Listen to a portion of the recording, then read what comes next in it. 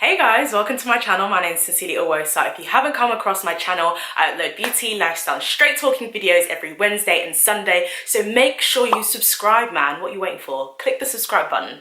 I see you. Click the subscribe button. And also click the notification button as well so you can be notified about all of my videos so you don't miss them. Because so many people, they're subscribed to me, but they may not see my videos because YouTube are pagans. So please just click the notification button so you don't miss any of the content. So today, on one of my last videos about toxic African marriages, wow, thank you so much for the response of that video. It was like insane. So thank you all for like watching, sharing, liking, commenting, all of that good stuff. Someone commented below when I asked about what I should talk about in other videos, especially when it comes to the Naked series.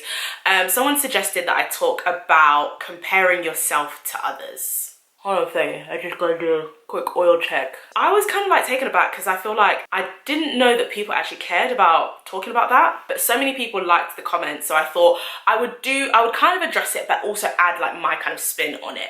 In 2017, I stopped uploading on, I think, YouTube, but also on Instagram for about 3 or 4 months, so I literally just didn't post, which is basic influencer suicide, but it just wasn't a safe space for me anymore. I didn't really enjoy being on Instagram, and I felt like everyone was doing better than me, and I felt like, especially when it comes to like being an influencer, there is a sense of competition.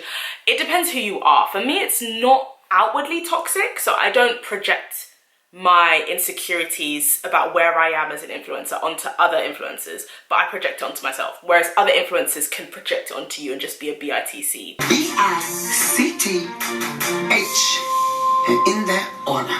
Because they feel threatened, or they just don't, there's something broken in here that they haven't been able to mend, so it just comes out as like just bitchiness.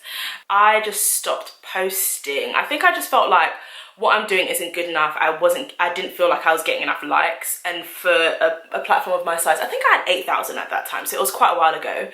I just didn't feel inspired by Instagram. I didn't like the content I was seeing myself, like in terms of on my feed when I was scrolling. Like everything just made me feel bad about myself, which, to be fair, was more of an indication about how I already felt about myself. I think sometimes social media can be a mirror, and all it does really is reflect what's going on in here, and you can kind of like see it reflected back at you. So I just stopped posting, and it was a decent time, but it was a good time. It wasn't good because I didn't feel good, but it was a good time as in terms of the timing of my life. Me and my dad went to Nigeria to bury my grandmother, and even though it was a sad occasion, I had so much fun, and I got to meet so many of my relatives, and it was the first time I went to Nigeria as an adult.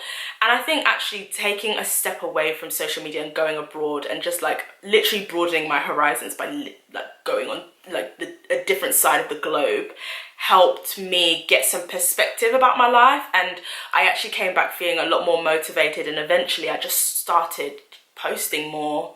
And I think things in terms of Instagram changed for me in 2018 when I started doing funny captions. So if you don't follow me Instagram. They call me the Caption Queen. I did not give myself that name. My followers call me the Caption Queen because I felt like, okay, like I'm funny, why don't I just show that? Because I think for me, influencers, there is something about influencers sometimes that is very like, you can't sit with us, I'm better than you. You can't sit with us! And the fact that I'm better than you, and the fact that I have nicer clothes than you, and the fact that I go to nice places and go for nice drinks means that you want to be invested in my life, you want to keep up with my life because I give you something that you don't have. And I didn't want to do that. I wanted to like obviously go to nice places and wear nice clothes, but I wanted to make sure that like people, like I don't make people feel like trash when they come on my page. I wanted to make sure that people leave my content feeling like happy or uplifted, or just like the power like to literally change someone's psychological reaction. That's a gift. Like to be able to actually make somebody laugh, like it's not something that everyone has. I thought, okay, I want to use that to make people feel good about themselves. Like Instagram's freaking trash sometimes. It's so toxic, and it's rife with posts that can make you feel bad about yourself, bad about your life, bad about your finances.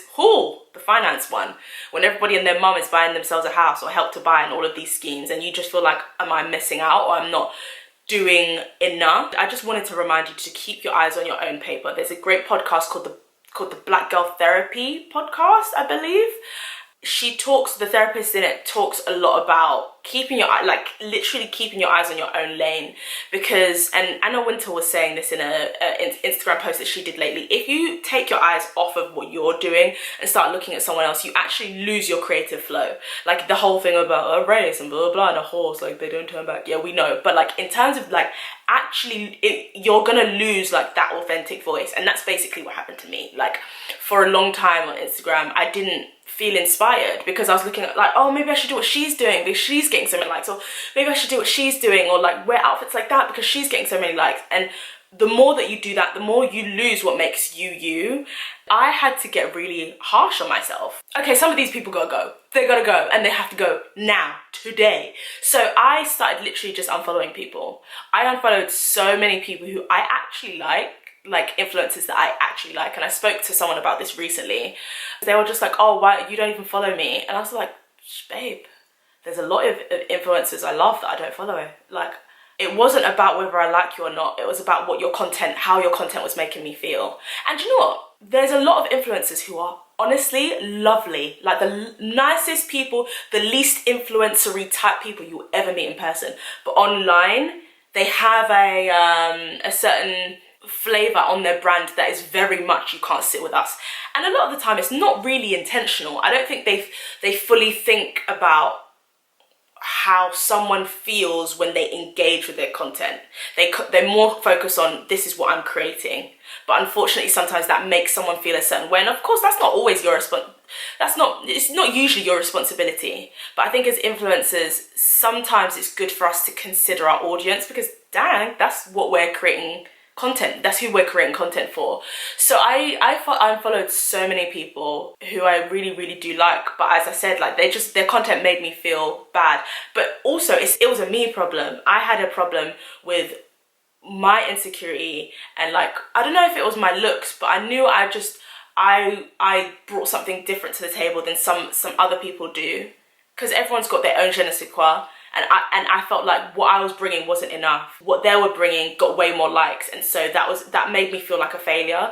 But it mostly stemmed from me. Like obviously, like social media in itself is super dangerous mentally, but it stemmed from my issues. So I had to unfollow. Like at that time, actually, I wish there was a mute button, because I would have just muted a lot of y'all. I just had to unfollow, and it was really hard. But like honestly, even as non-influencer person, if you see content that doesn't make you feel good about yourself, doesn't enrich you, makes you feel bad about yourself, your clothes, your body, your finances, your looks, you mute or unfollow as you see fit. Like I always kind of like use a barometer of, okay, does this make me feel good? And if it doesn't, like, sweetie, you gotta go. Like a lot of people with the hourglass figures, that would trigger me, because a lot of my past and a lot of like my body image and the way I was bullied in school and the idea I had of being a woman and what a woman should look like, especially a black woman, based on all of these magazines and all of these like hip hop music videos and a lot of the things that black men said they wanted from women, and growing up and not really having that shape. It's popping right now on the IG. Like that is literally the in shape right now. It's why everyone's going to get BBLs. And I just thought, I don't want to be reminded, I don't want to be told that I'm not enough every day when I scroll. I don't want that. So it had to go. Well, there is this thing on social media where like, I don't know how to explain this, but like social media, namely Instagram and Twitter, maybe Facebook as well, it pushes you to want something that you don't want because it looks glamorous. So for instance, like sometimes I see influencers do, maybe they have a brand deal with like a brand like Misguided or something. A lot of influencers around me will be like, oh, like that's so amazing, like I can't wait to have that one day. And you see it all over your feed and everyone's wearing the outfits from the collection and everyone's at the event and everyone's taking pictures there. You start to feel like, wow, like maybe I'm clearly not doing what I need to do because I don't have that.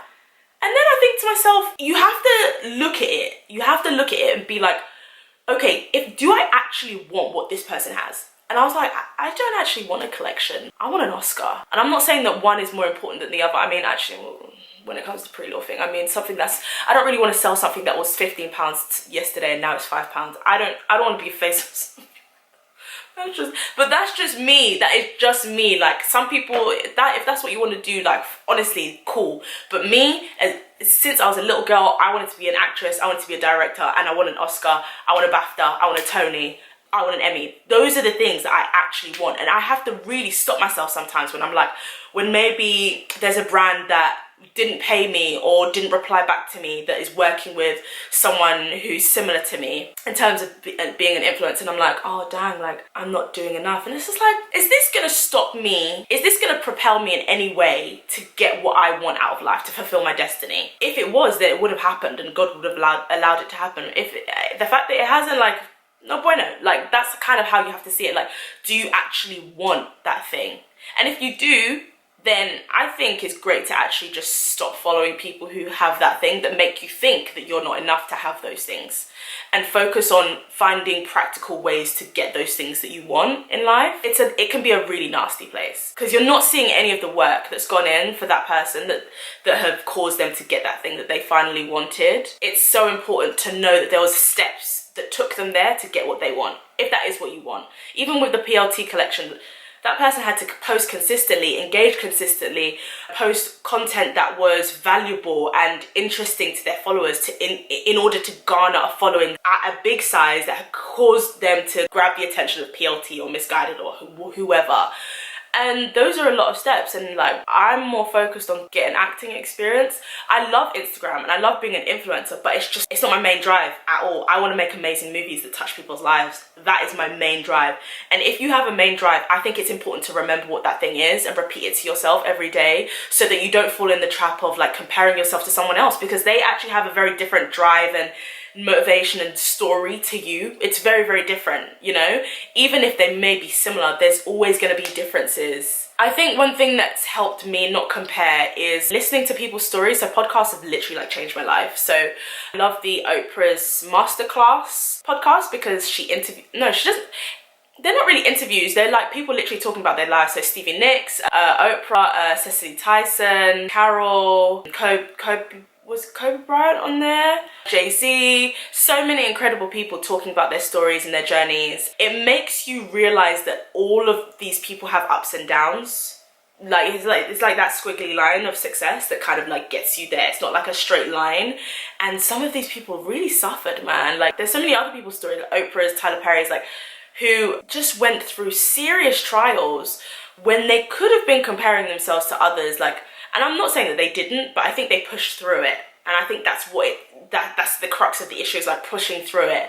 And listening to these people's stories helped me understand that, like, it's not worth the comparison, man. It's not worth it, because my journey is just going to be so beautiful. It's going to be different, and you never know where people will be tomorrow. Somebody who's a Fortune 500 freaking millionaire could be homeless in 2 years or 3 years. Like, you don't know tomorrow.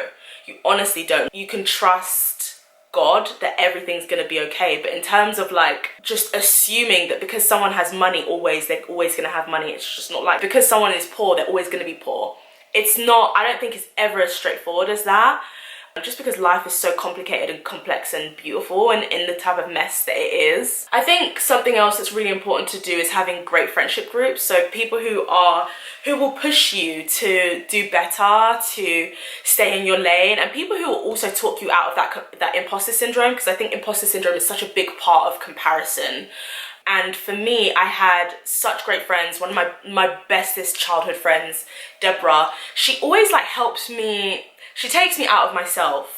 She takes me out of my headspace so that I can see myself from sometimes you need a bird's eye view, because you're too close to it sometimes, and you're too close to, like, your mistakes are almost too close to you, and you need somebody to remind you of all of the amazing things that you are capable of. And not even just in terms of achievements, because I don't want it to seem like, oh, everything is about like achieving things and doing things and getting. Some things is just about like what you are as a person, and the love and the joy and the peace and the integrity that you have as a person that you put into other people's lives.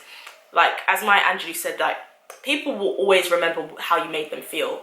And if you can have someone in your life who reminds you of how you make other people feel and what you've done and what you've overcome, more importantly, that can help you defeat imposter syndrome, because it's a good reminder of, okay, I really am a bad bee. So I would say get good friends around you. Also friends who are just like constantly striving to do better, constantly learning.